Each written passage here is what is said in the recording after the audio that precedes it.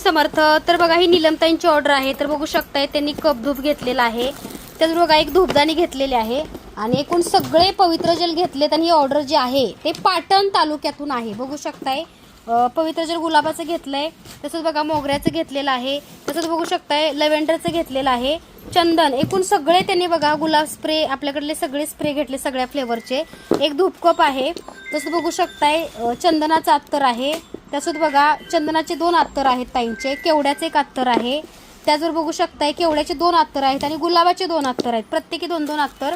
धूपदाणी घेतलेले आहे. अगरबत्त्या बघूया, अगरबत्त्या मोगरा घेतलेला आहे ताईंनी. एकूण मोगऱ्याच्या अगरबत्त्या ताईंच्या 5 आहेत.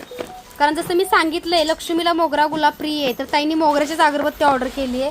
त्यात बघू शकता चंदनाची 1 अगरबत्ती आहे ताईंची, गुलाबाची 1 अगरबत्ती आहे, नक्षत्रम अगरबत्ती आहे. ताईंनी बघा स्वामींचा अष्टगंध घेतलेला आहे.